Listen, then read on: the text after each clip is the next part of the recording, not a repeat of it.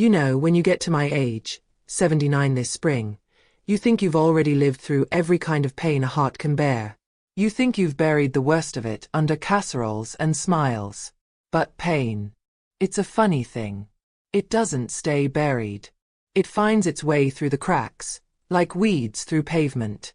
And sometimes, all it takes is one quiet hospital room for it to bloom again. They left me there. My own children.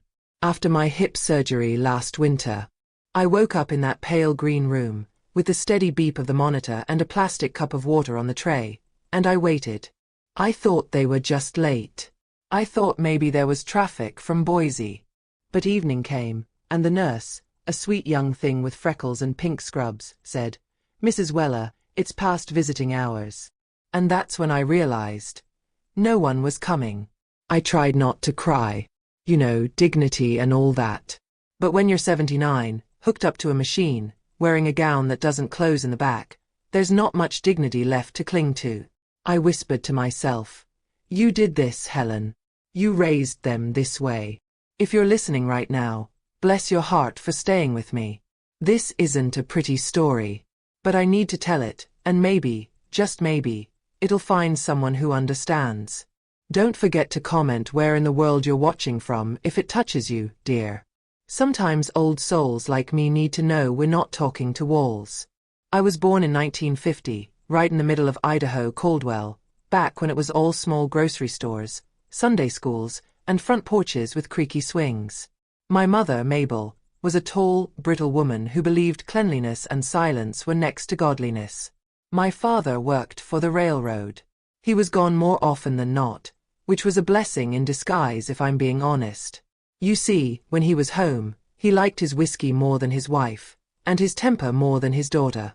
He never raised his voice in front of others. Oh no.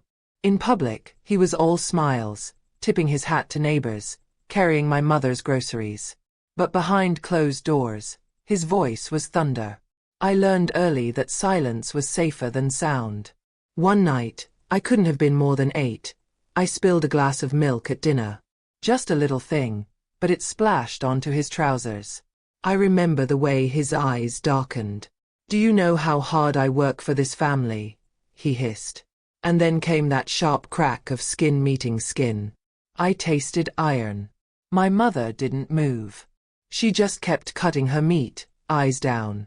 That was the rhythm of my childhood, him exploding, her pretending not to notice. I became quiet, polite, invisible. By 12, I was cooking supper, washing clothes, pretending everything was normal. When neighbors dropped by, I'd smile and offer them lemonade, and they'd say, "What a sweet little homemaker you're becoming." They had no idea I was just trying to survive. When I turned 14, I got a job at Millie's Diner down on Main Street. It smelled of coffee, bacon grease, and cigarette smoke. Heaven compared to home. Millie herself was a widow with hair piled high and lipstick too red for church. She taught me to make pies from scratch. "A woman's pie tells her story," she said, pressing my hands into the dough. "You can taste a broken heart in the crust." Those recipes became my escape. I wrote them down in a little notebook, blue cover, gold edges, my first recipe book. But what I was really doing was writing pieces of myself. I jot little notes in the margins. "Don't cry while rolling dough, it makes it soggy." Or, "Someday, make this for someone who loves you right." And for a while, I thought I'd found that someone. His name was Danny Keller, and he was 3 years older, a local boy who fixed cars and smelled like gasoline and summer air. He'd stop by the diner, ask for cherry pie, and wink when I brought it to him. He made me feel seen for the first time. Not invisible. Not small.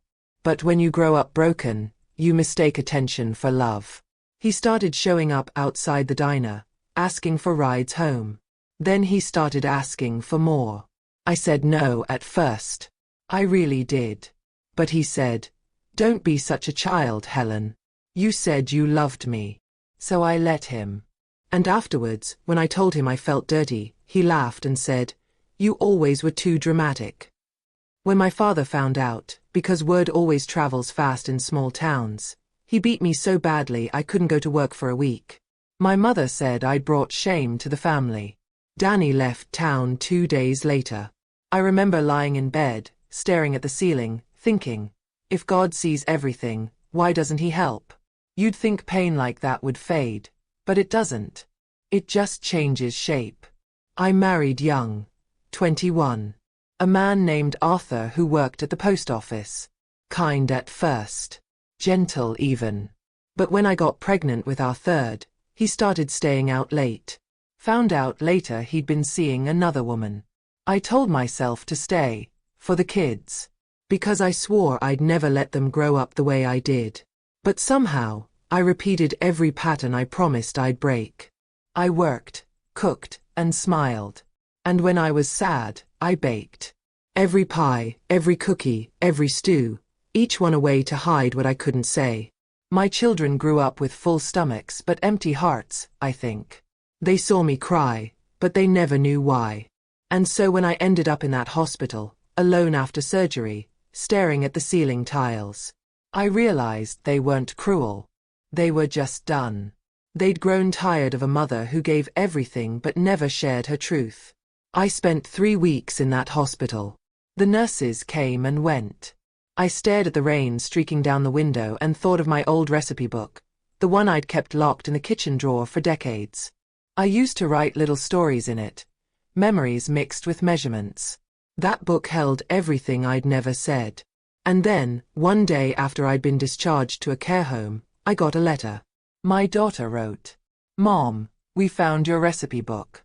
We read the notes. We didn't know. We're so sorry." I cried until my chest hurt. For the first time I felt seen. Not as a mother, not as a wife, but as Helen. Just me. If you're still listening, bless you. This story, my story, it's not about bitterness. It's about what silence costs.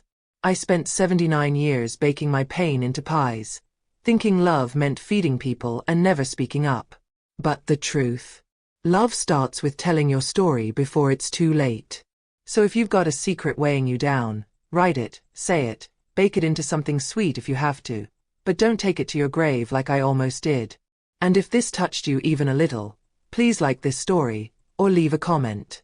So I know I'm not the only one who's lived long enough to finally tell the truth. When I said they found my recipe book, I meant it saved me. I don't mean in some pretty Hallmark way. I mean literally. It kept me alive when everyone, including myself, had given up. If you're new here, sweetie, bless your heart for joining in. Go on, grab yourself a cup of tea. I talk a lot. An old habit. But I've got 79 years worth of silence to make up for. And these days, stories are the only thing I've got left. If this moves you even a little, just tap that little heart or write a comment so I know you're listening. Sometimes, that's all we old folks want, to know someone's listening. After the hospital let me out, I ended up at Maple Grove Care Home on the edge of town. Beige walls, the smell of disinfectant, the same soup every Tuesday. I told myself I was fine. Told the nurses I didn't need visitors. But every night, when the halls got quiet, I'd stare at that little drawer of my nightstand, the one that held the only copy of my recipe book they'd mailed back to me. That book wasn't pretty. The spine was cracked, the pages yellow and soft like old cloth. Some were stained with butter, others torn at the edges. The first page still had my maiden name, Helen Weller, written in pencil before I'd ever known marriage or heartbreak. Beneath that, a smudge of pie filling. Apple, I think. Each page was more than a recipe. It was a map of my life. And the funny thing is, the older I got, the more I realized I wasn't writing about food. I was writing about how I survived. There was a recipe for molasses cake, beside a note that said, "Made this the night Arthur didn't come home. Still waited up, like a fool." A recipe for chicken dumplings with, "Kids liked it when I sang. I stopped singing after Mama died." And my favorite one, cherry pie, the same kind I'd served Danny Keller all those years ago. "Don't make this when your hands are shaking. It'll taste like regret." Now, you might think that sounds pitiful, but those scribbles were the truest parts of me. They held the words I couldn't say to anyone. My children grew up eating those meals, never realizing they were tasting my secrets. My eldest, Eleanor, used to sit at the counter and watch me bake. She'd swing her little legs and hum church hymns while I rolled the dough. She's 53 now, works in Seattle. She always said, "Mama, your pies could make a statue cry." I used to smile, but deep down, I knew she didn't see the tears baked into them. When she and her brothers found that book after I was gone to the hospital, they read those notes, every smudge, every memory, every truth. And something must have cracked open in them. Because 2 months after that letter came, they showed up at Maple Grove. I'll never forget that day. It was late afternoon, the sun slanting through the blinds, and I was watching dust drift like snowflakes when I heard a knock. I thought it was the nurse with my evening meds. But when I turned, there they were, all 3 of them. Eleanor in her grey coat, Michael holding flowers, and Henry, the youngest, looking like he'd been crying. I froze. My hands shook so bad I nearly dropped my tea. For a second, I didn't even believe it was real. Then Eleanor said softly, "Hi, Mama." I didn't know whether to smile or scream. I'd spent so long swallowing anger and loneliness that when love finally walked back in, I didn't know how to hold it. They sat with me for hours that day. We talked about everything and nothing. About their jobs, their kids, the weather. But the real conversation didn't start until Eleanor took my hand and said, "We read your book, Mama." She told me they'd found it when they were cleaning out the house. Said it had fallen behind the stove, covered in grease and dust. And when they opened it, it was like hearing my voice again, only truer. "You never told us, Mama," she said, eyes glistening. "All that pain you went through, we didn't know." And I said, "I didn't want you to. But we needed to," she said. "We needed to know you weren't just our mother. You were a woman before us. A hurt one. A strong one." Those words, they cracked something open in me that I didn't even know was still breakable. That night, after they left, I sat with the book on my lap and traced my handwriting. It looked like someone else's, shaky, younger, braver. I thought about all the years I'd spent pretending. Pretending my marriage was fine. Pretending I wasn't still that scared little girl from Caldwell who flinched at raised voices. Pretending my children wouldn't abandon me like my parents had. But here's the thing, dear. Pain echoes until you face it. My children didn't abandon me out of cruelty. They abandoned me out of confusion. They'd grown up feeling the cold that lived inside me, but they never knew what caused it. My silence had built a wall between us higher than any hospital ceiling. And when they read my words, those messy, butter-stained truths, they finally understood the woman behind the apron. The one who'd spent decades trying to love them while wrestling ghosts. Now, I'm not saying everything's perfect. We're still learning from each other. Eleanor calls once a week now, and Michael sends me photos of his grandkids. Henry visits every Sunday with cinnamon rolls. He insists they're better than mine, but I let him believe that. Sometimes we even cook together in the care home kitchen. Last week, he asked me why I wrote those notes beside the recipes. And I told him the truth.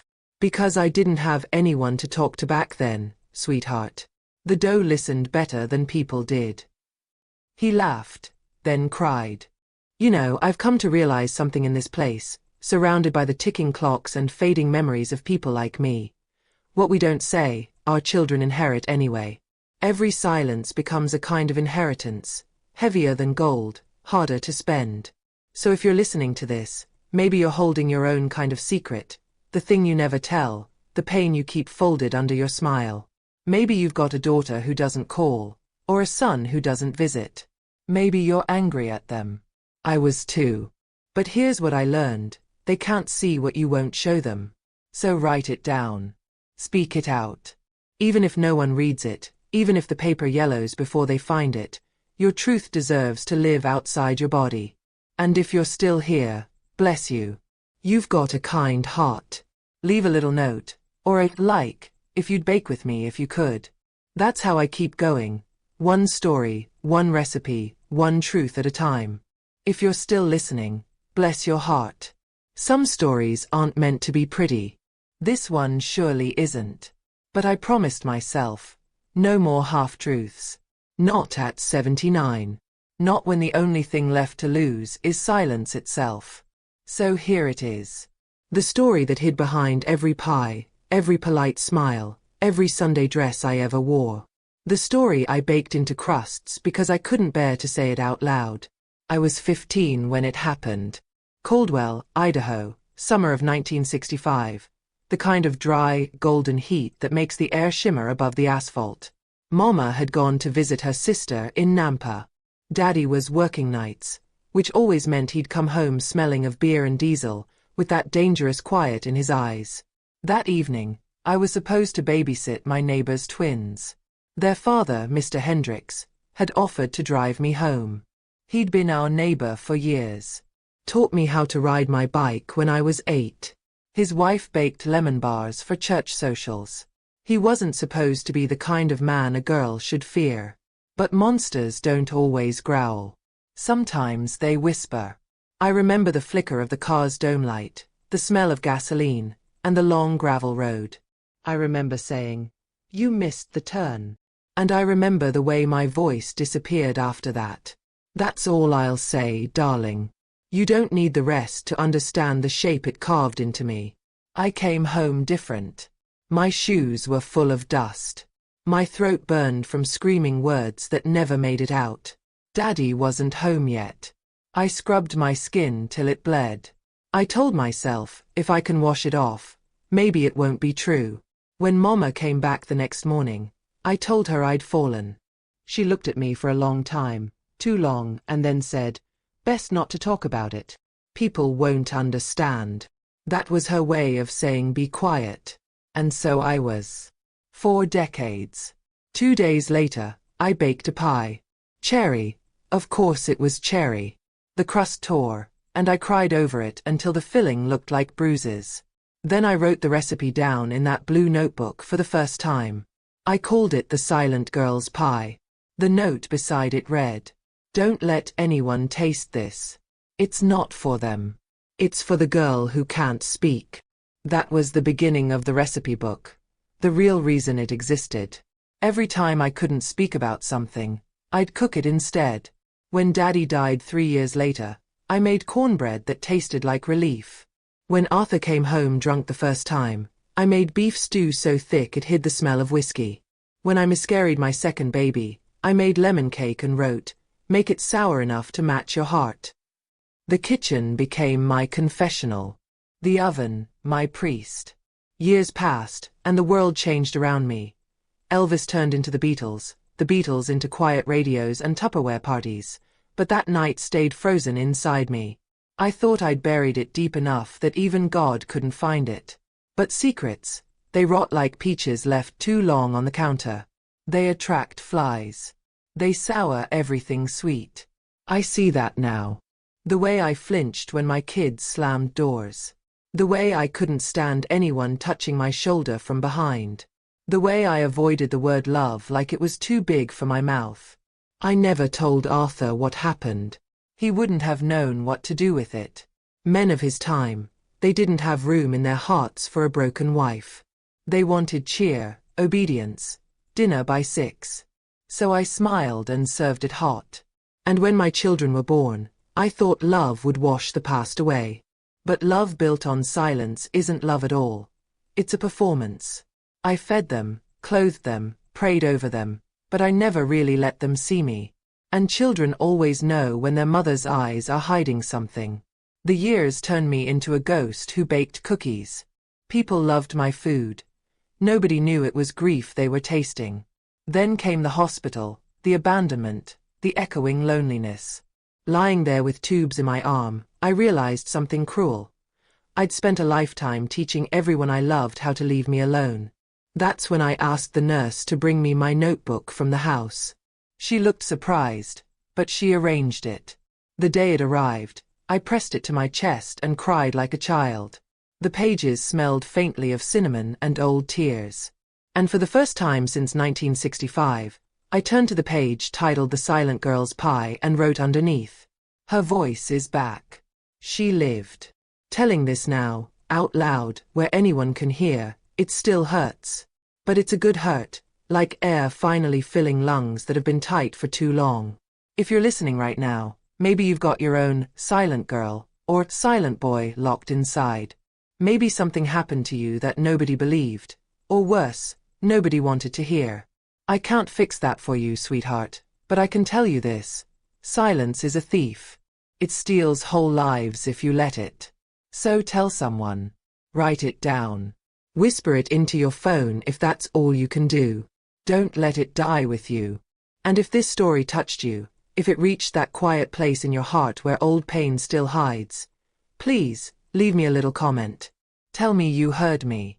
Because for 50+ years, nobody did. When Eleanor visited last Sunday, she brought me a pie, her first one from my recipes. It was cherry. The crust was a little uneven, the filling too sweet, but when I took a bite, I swear I could taste forgiveness. She said, "Mama, I finally understand why you loved baking so much." And I said, "Because it was the only way I knew to keep from falling apart." She squeezed my hand and whispered, "You don't have to keep it all inside anymore." And for once, I believed her. That night, I left the notebook open on my bedside table, its pages fluttering under the fan's breeze. The last line I wrote before I fell asleep was simple. Tomorrow, I'll teach her how to make the silent girl's pie, but this time, we'll eat it together. The winter of 1966 came early that year, blanketing the small Idaho town in a heavy, unrelenting stillness. Snow covered everything. Rooftops, fences, the dirt road that led to the old farmhouse, and yet inside, the silence was louder than ever. After her mother's disappearance, little Clara May stopped talking altogether. Days would pass, and not a word escaped her lips. She moved through the house like a ghost, setting the table, folding her father's shirts, sweeping the same patch of floor over and over. The neighbors whispered that she'd gone simple after her mama left, but it wasn't madness. It was protection. Words had never saved her before, so she buried them deep where no one could find them. Her father, once a proud farmer turned bitter drifter, spent his evenings in the shed behind the barn, the smell of whiskey and machine oil drifting through the thin wood walls. Sometimes Clara would hear him muttering her mother's name. Sometimes he didn't say anything at all, just the metallic click of the rifle he kept by his chair. School wasn't any kinder. Her teacher, Mrs. Davenport, tried to coax her to read aloud in class, but when Clara only stared at the page, the woman sighed and moved on. The other children whispered cruelly, calling her mute mouse and ghost girl. She would sit alone at lunch, staring out the frosted window, watching the snow swallow the playground. Then one day, something changed. While cleaning the attic, Clara found an old biscuit tin hidden beneath her mother's sewing table. Inside were yellowed photographs, a worn Bible, and a letter addressed to no one. The handwriting was her mother's, sharp, trembling, full of emotion. "If you ever find this, baby girl, I want you to know I didn't leave because of you. I left to save what little was left of me. One day, you'll have to choose too. When that time comes, don't stay out of fear. Promise me that." Clara held the letter to her chest and cried for the first time in years. Quietly, fiercely, as though every tear carried away a piece of the silence that had held her captive. That night, for the first time since her mother's disappearance, she spoke a single word into the dark. Promise. It was fragile and trembling, but it was enough to remind her she still existed. By 1971, Clara May was 16, and though the world outside their small Idaho town was changing fast, inside that house, time stood still. The same chipped teacups lined the shelves. The same wallpaper curled in the corners. The same silence ruled every room. Her father's drinking had turned meaner. He'd sit by the stove with his old army jacket slung over his shoulders, staring through her like she was a stranger trespassing in his home. Sometimes he'd call her by her mother's name, and sometimes he'd shout that she'd ruined everything. She never answered. Not anymore. But something inside her had begun to stir, a quiet defiance that grew each time she read that hidden letter in the attic. The words had become her secret prayer. Don't stay out of fear. She started working part-time at Miller's Diner, the only place in town that didn't judge her for being the silent girl from the broken house. The owner, Evelyn Miller, was a broad-shouldered woman with kind eyes and a voice that filled every corner. She'd been through her own kind of war, losing her husband in Korea, and she saw something familiar in Clara. "You don't talk much," Evelyn said one day, wiping down the counter. "But your eyes do. They're tired of holding stories, aren't they?" Clara didn't know how to answer, but that night, for the first time, she didn't go straight home. She stayed late after closing, listening to the hum of the jukebox and the laughter of people who weren't afraid to live loudly. When she finally walked home under the cold moonlight, she stopped halfway down the road. The farmhouse loomed ahead, dark and lifeless. She thought of her mother's words again. "Promise me that." And that's when she realized, the promise wasn't about leaving one day. It was about surviving long enough to know she could. The next morning, she spoke to her father for the first time in months. Her voice was steady, low, and new. "I'm not your ghost," she said. "I'm your daughter." He didn't respond, just stared at her like he was seeing someone he no longer recognized. Maybe he wasn't. Because the silence that had once kept her small was gone. That night, Clara packed a single suitcase, tucked the letter into her coat pocket, and walked out into the freezing dawn. She didn't look back. "When I left that Idaho farm at 16, I didn't take much. One dress, my mother's letter, and a small wooden box of her old recipes. I didn't even know why I brought that box. Maybe because it was the only thing in that house that had ever held love." Each faded card smelled faintly of vanilla and smoke, edges brown from years of oven heat. Mama used to hum while she baked, her way of softening the air in a home that had gone hard. I hitched a ride west with a trucker named Dale. He was kind, in that quiet country way. Didn't ask questions, didn't look too long in the mirror. When he dropped me off outside Boise, I was shivering in a borrowed coat, clutching my recipe box like a heartbeat. I found work washing dishes at a diner called the Silver Fork, where the floors were slick with grease and the boss barked more than he spoke. But it was warm. And there was food. That was enough. At night, I'd sit on the narrow cot in my rented room above the laundromat and write my own recipes on scraps of paper, things I'd invent from what we threw away. Stale bread pudding with cinnamon. Potato skins crisped in bacon grease. It wasn't about food, it was about memory. About finding something that could still rise, even after being crushed. One day, a waitress named Dottie caught me writing in my notebook. "What's that?" she asked, chewing gum, hair curled high as a beehive. "My recipes," I said. "For what? You plannin' to open a restaurant or something?" I laughed. "No. I like the idea of saving things that might be forgotten." She nodded like she understood more than she let on. "Then you make sure you don't get forgotten either, sugar." That stuck with me. Because I realized that's what Mama had been trying to tell me in her letter. The opposite of dying wasn't living. It was remembering. In 1974, I moved to Seattle. The world was louder there. Sirens, radios, people in bell-bottoms shouting about freedom and equality. I rented a tiny basement apartment and got a job in a bakery owned by a widow named Mrs. Larkin. She had arthritis in her hands, so I did the kneading for her. Every morning before sunrise, I'd press my fists into the dough, watching it give and rise, give and rise. It felt like therapy before anyone used that word. I was 19 then, barely grown, but old in the ways that matter. I still flinched when men raised their voices. I still dreamed of that old house sometimes. I still carried Mama's letter in the lining of my coat. Mrs. Larkin used to say, "Baking is about patience. You can't rush healing, same as you can't rush bread." She was right. It took years before I could say my father's name without shaking. It took longer to believe that I wasn't ruined. That surviving didn't make me weak. I started rewriting Mama's recipes, one by one. But I added my own notes beside hers. "For days you can't stop crying." Bake this when you feel like disappearing. Use sugar instead of silence. I didn't know it then, but I was writing more than recipes. I was writing a map back to myself. By 1977, I'd saved enough to buy a small storefront cafe with Mrs. Larkin's help. We called it Clara's Table. It was nothing fancy, hand-painted signs, mismatched chairs, the smell of cinnamon rolls wafting into the street. People came not just for the food, but for the warmth.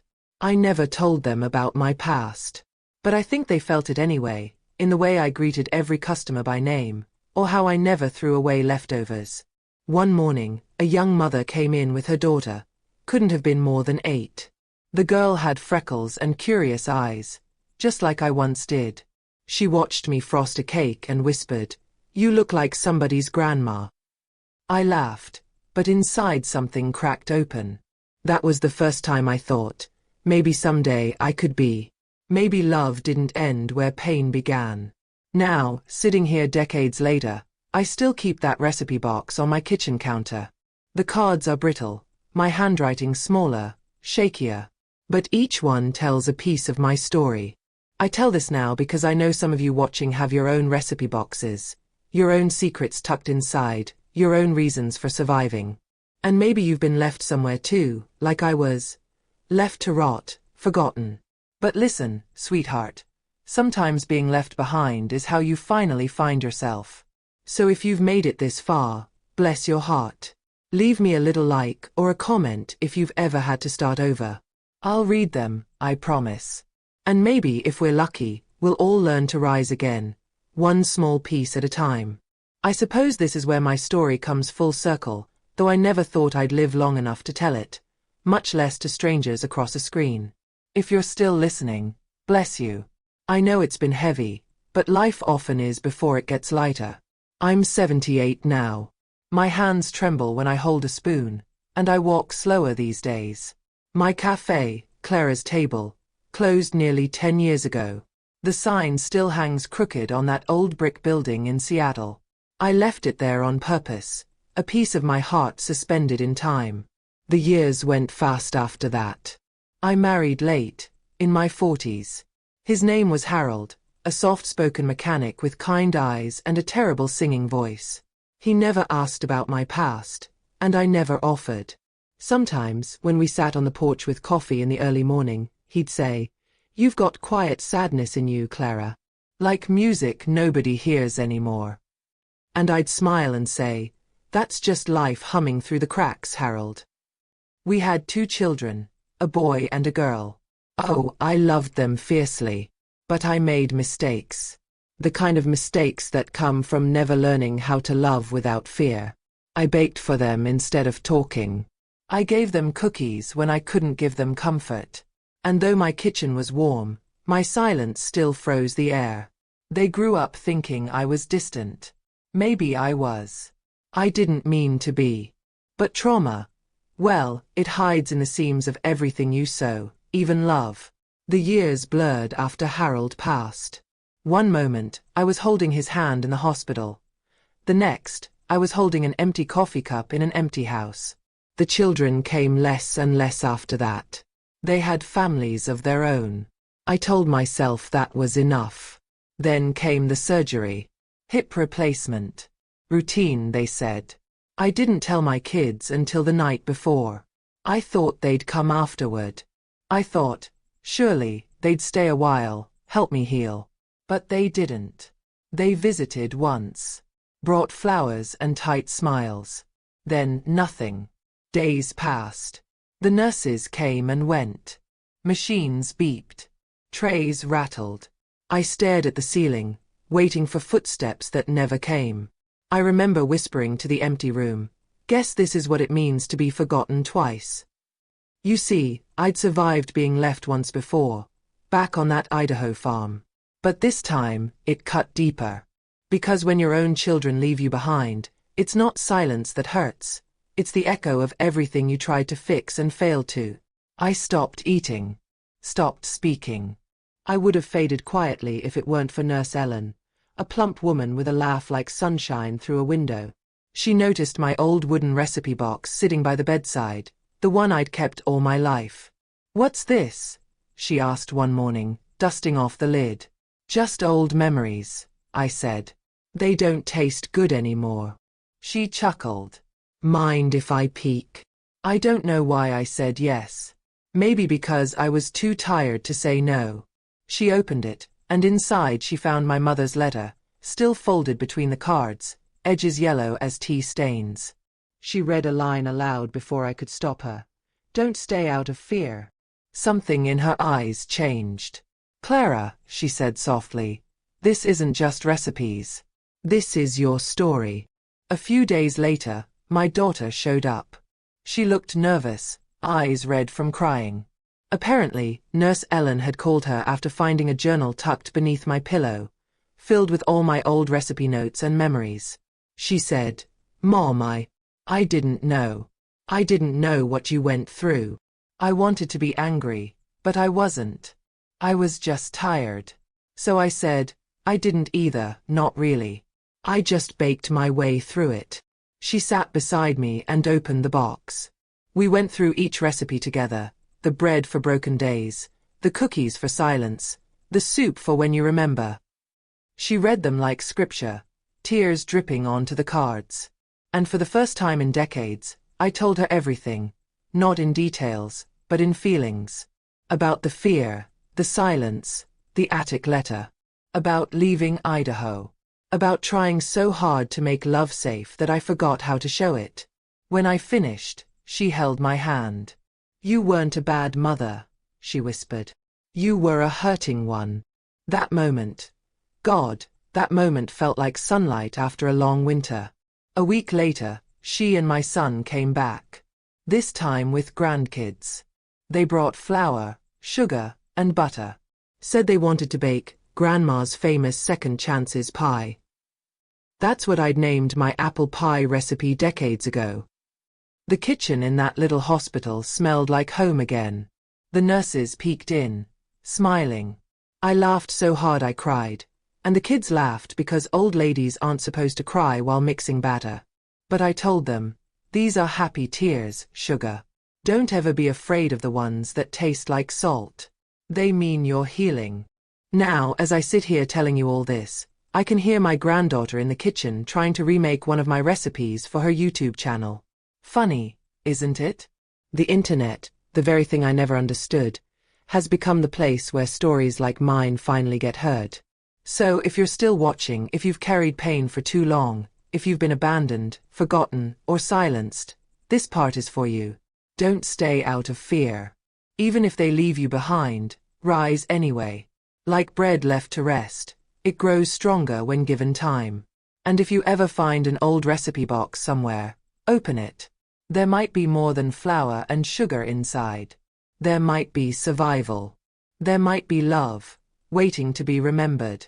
Thank you for listening. Now, go ahead, my dear.